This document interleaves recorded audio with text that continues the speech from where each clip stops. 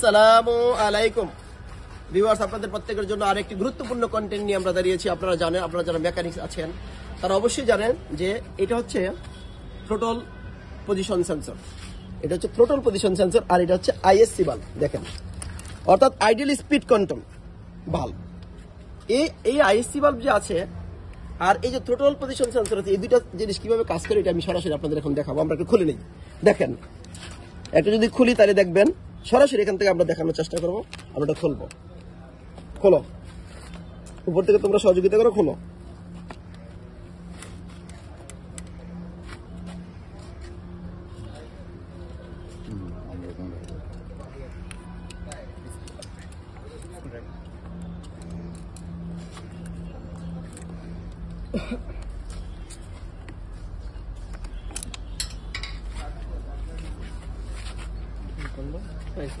ওকে, দেখো এইটা হচ্ছে একটু খেয়াল করলে আমরা এখানে খেয়াল করবো সরাসরি। আমরা যখন অ্যাক্সিলারেটর চাপ প্রয়োগ করবো, দেখেন অ্যাক্সিলারেটর যখন চাপ প্রয়োগ করবো, দেখেন খেয়াল করেন, এই যে এখানে দেখেন অ্যাক্সিলারেটর যখন চাপ প্রয়োগ করবো তখন দেখেন এইটা এই শেপটা ঘুরবে। এখন এই শেপটার সাথে দেখেন সেন্সর এখানে কিন্তু গার্ড করা আছে। এখানে কিন্তু আপনারা একটু খেয়াল করলে একটা পয়েন্টের মতো আছে, এইটার ভিতরে কিন্তু সরাসরি ওখানে যাবে। আমরা যদি একটু দেখাই, একটু ফ্ল্যাট স্ক্রিন এবার দেখি প্লিজ, ফ্ল্যাট স্ক্রিন ড্রাইভার দেখেন, এইটা এই যে এটার ভিতরে দিলাম, দেওয়ার পরে দেখেন এটা ঘুরে এরকম, খেয়াল করেন এই যে এটা ঘুরতেছে। এই যে ঘোরাটা, এইটা যখন এই শেপ যখন ঘুরবে অ্যাক্সিলারেটর দিলে তখন কিন্তু এটা এরকম ঘুরবে। ফলে কি হবে, এই থ্রোটল বাল্ব কতটুকু খুললো সেটা ইসিউকে, এই থ্রোটল পজিশন সেন্সর ইসিউকে তখন জানাবে। সুতরাং কাজটা কিভাবে করে সরাসরি আজকে আপনাদের এটা দেখাইলাম। মোটামুটি আপনারা দেখলে সহজে বুঝতে পারবেন বলে মনে করি।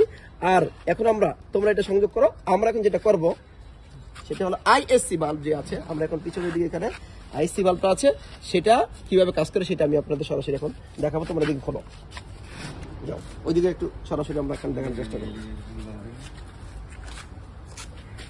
স্ক্রু প্লিজ, স্ক্রু, ওই ছোটটা যেগুলো খুলছে প্লিজ স্ক্রুগুলো আমরা একটু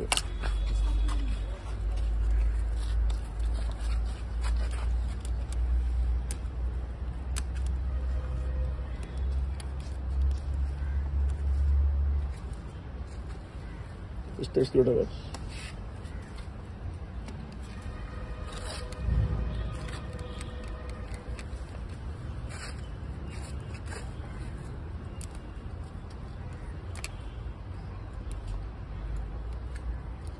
আমরা এবার দেখবো যে আইসি বাল্ব। দেখি একটু সরাসরি আমরা এখন আইডিয়াল স্পিড কন্ট্রোল বাল্বে চলে যাব।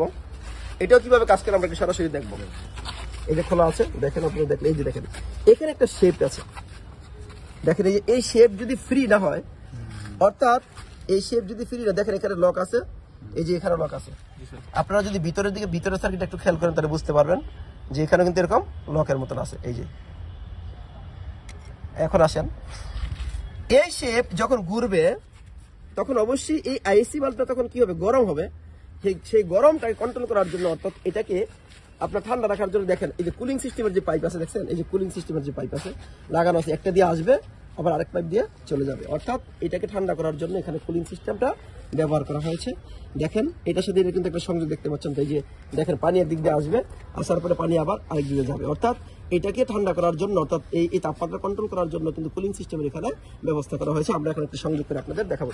একটু দেখি সরাসরি সংযোগ করে দিই। স্ক্রু দাও,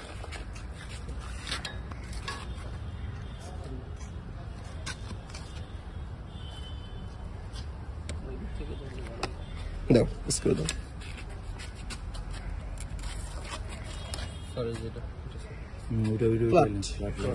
চলো দাও স্ক্রু সংযোগ করো।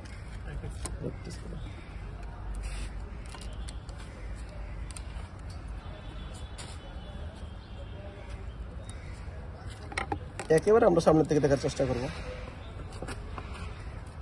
যদি এই আইএসসি বাল্বের কাজটা এবার আমরা দেখি, আমরা দেখলাম যে ভিতরের সার্কিটটা, এবার কাজটা একটু আমরা শুনি।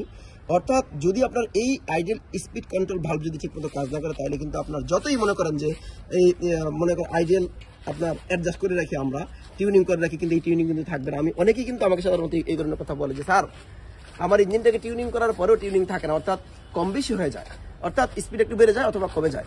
যদি এই আইসি বাল্ব খারাপ থাকে তাহলে কি হবে, আপনার তখন এই স্পিডটা তখন ঠিক জায়গায় থাকবে না, অর্থাৎ 600 থেকে 800 ভিতরে যে আরপিএম থাকার কথা ছিল সেই আরপিএমটা থাকে না, আরপিএম হয় নিচে নেমে যায়, না একটু উপরের দিকে উঠে যায়। এর কারণ হচ্ছে এই আইসি বাল্বের ভিতরে যে শেপটা আছে, শেপটা যখন জ্যাম হয়ে যায় বা একটু কম বেশি ঘুরে, নির্দিষ্টভাবে অ্যাডজাস্ট করা না থাকে, তখন সাধারণত এই ধরনের প্রবলেম হয়ে থাকে।